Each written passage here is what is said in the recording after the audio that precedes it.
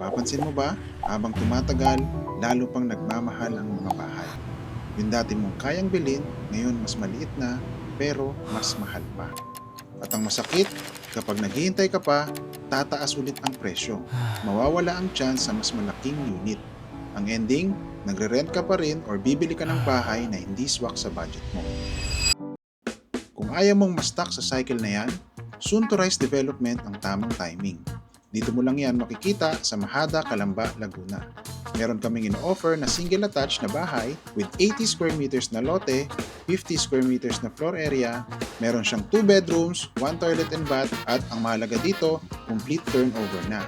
May tiles, ceiling, at partitions. At may parking na kasya ang SUV o pick-up na sasakyan. And available din ito via Pag-ibig at bank financing. And for the required income, 40 to 50,000 monthly salary lang, pwede rin combined income ng mag-asawa.